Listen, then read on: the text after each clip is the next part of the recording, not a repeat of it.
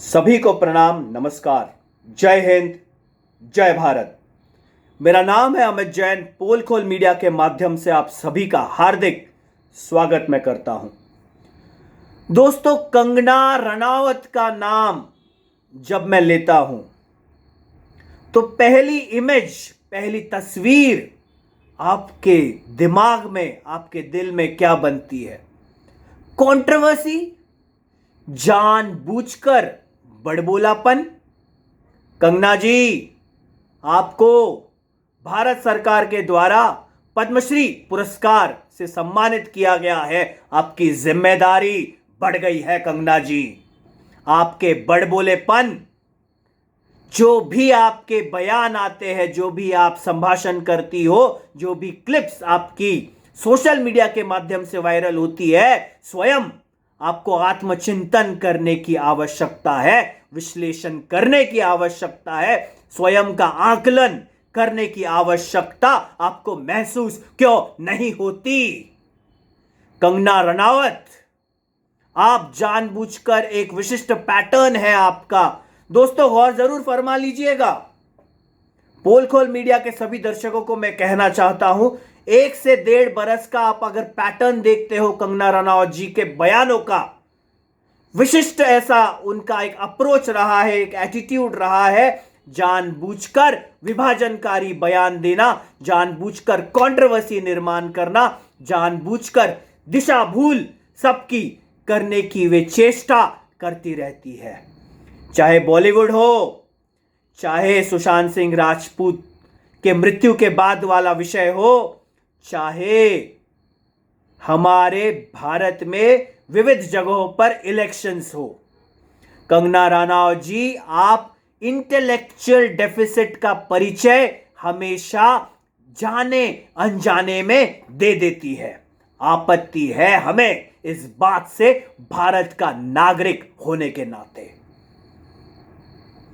कंगना जी, आपको कभी ऐसा नहीं महसूस हुआ कि आपने जोड़ने की बातें करनी चाहिए, ना कि तोड़ने की? आपने कहीं ना कहीं इस प्रकार की वार्ता करनी चाहिए जहां पर लोग आपको आदर्श मानने में गर्व महसूस करें, उन्हें फख्र महसूस हो। दोस्तों, कंगना जी कहती है कि 2014 के बाद असलियत में हमें आजादी मिली, उससे पहले 1947 में आजादी भीख में मिली थी। धिक्कार, धिक्कार, धिक्कार है इस भीख शब्द का। कंगना जी, आपने अपमान किया है हमारे भारत के संविधान का, आपने अपमान किया है हमारे भारत के मजबूत, शक्तिशाली लोकतंत्र का। राष्ट्र को निर्माण करने वाली पुण्यात्माओं का भी आपने अपमान किया है। रानी साहिबा पर, रानी लक्ष्मीबाई पर आप पिक्चर, फिल्म जरूर बना लेती है, लेकिन शायद आप उनके आदर्शों पर चलना भूल गई है। 23 के आयु में जब स्वर्गीय भगत सिंह जी मृत्यु को गले लगा लेते हैं, क्यों? क्योंकि वे चाहते थे कि भारत को आजादी मिले। कई सारे वीर पुरुष हैं, वीरांगनाएं हैं, उनकी बातें शायद आप सेलेक्टिवली उनके ऊपर गौर करती है, उन्हें पूर्णत्व में आप नहीं देखती। क्या बात है कंगना जी, आप कहती कि आप बहुत अभ्यास करती, आप शिक्षा ग्रहण करने में विश्वास करती है, लेकिन यह सेलेक्टिव क्रिटिसिज्म आपकी किसके लिए है, क्यों है, किस प्रकार का आपको इसमें आनंद आता है? पोल खोल मीडिया इस बात को आपको आज पूछ कर रहेगा। कंगना जी, बड़बोलापन हो, जानबूझकर कंट्रोवर्सी निर्माण करना हो, चाहे हम बदनाम हुए तो क्या हुआ, हमारा नाम तो हुआ, कहीं यह प्रिंसिपल, इस तत्व के ऊपर तो कहीं आप चल तो नहीं रही? मैं आपको बता दूं, अगर आपकी पीआर टीम, आपकी मैनेजमेंट टीम अगर इस प्रकार के फालतू सुझाव, सलाह आपको दे रही है, तो आपको सतर्क होने की आवश्यकता है। दोस्तों, आपत्ति हमें है इस बात से, भारत का नागरिक होने के नाते मैं आपको बताना चाहूंगा कि जिस स्टूडियो में, टाइम्स नाउ के स्टूडियो में वे बैठी थी, उस न्यूज चैनल पर वे बैठी थी और वहां पर ऑडियंस था जब वे कहती है कि 1947 में भीख में आजादी मिली, तो कुछ लोग तालियां भी बजा रहे थे। किस बात की तालियां बजा रहे थे आप? शर्म आपको आई नहीं? दोस्तों, यह राजा महाराजाओं का काल नहीं है। संघर्ष हुआ है आजादी मिलाने में। अनेकों पुण्यात्माओं ने प्राणों की आहुति दी है। राष्ट्र निर्माताओं को हम याद करते हैं, विशिष्ट दिनों पर याद करते हैं, उनकी पुण्य स्मरण दिवस पर याद करते हैं, उनके जयंती पर याद करते हैं। भारतीय गणतंत्र दिवस, भारतीय स्वतंत्रता दिवस, हमारी आर्मी, हमारे लोग, हमारे सिपाही। कंगना रनौत जी, आप सब कुछ भूल गई थी। हो सकता है कि किसी विशिष्ट विचारधारा या विशिष्ट पार्टी से शायद आप उनके विरोधी होंगे, कोई बात नहीं। लोकतंत्र में विरोध होना भी चाहिए।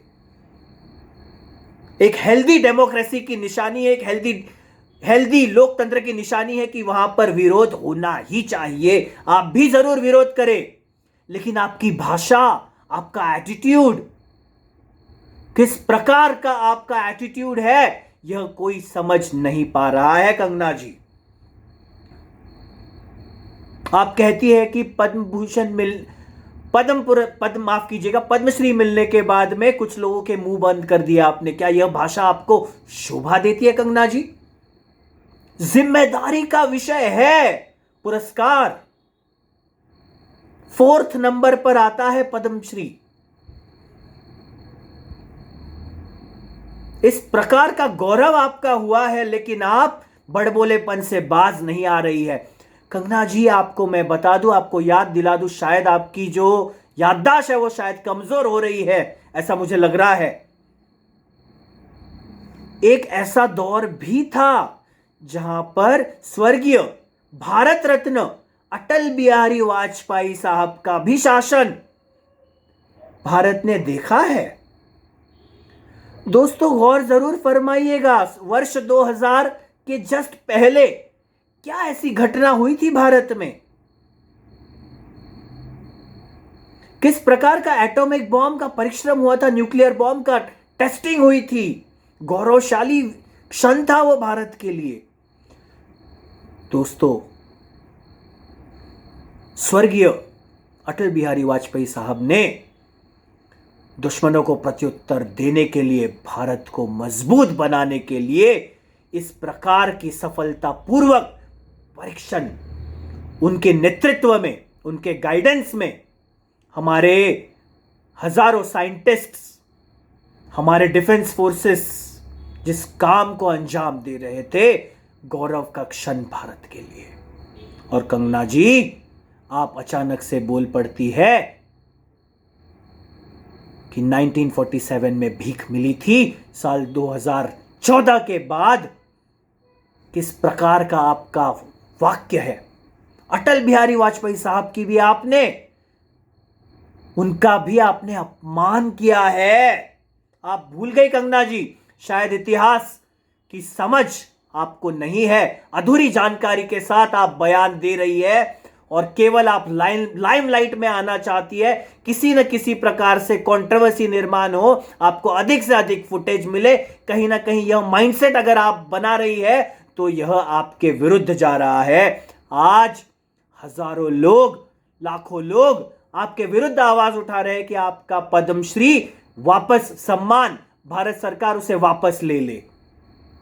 यह आपने स्वयं किया है कंगना जी।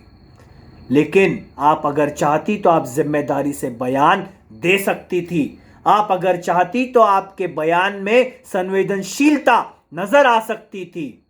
लेकिन जो मजा आप बड़बोलेपन में आप स्वयं को आनंदित महसूस करती है, शायद संवेदनशील होने में आपको वह सूट नहीं करता है। ऐसा कहीं ना कहीं आपकी टीम, आपके मार्केटिंग स्ट्रेटेजिस्ट, आपके लोग, आपके मैनेजमेंट के आसपास के आपके लोग कहीं ना कहीं इस प्रकार की आपको सलाह दे रहे हैं। अगर वे दे रहे होंगे तो आप संभल जाइए, क्योंकि हवा का रुख बदल रहा है। भारत की जनता सजग है। वे जानती है कि कौन तोड़ने वाले बयान कर रहा है और कौन जोड़ने वाले बयान कर रहा है। संभल जाइए कंगना जी। दोस्तों, आज के वीडियो में फिलहाल इतना ही। पुनः जल्द ही आपसे सभी से रूबरू होऊंगा, आप सभी से जल्द ही मुलाकात करूंगा।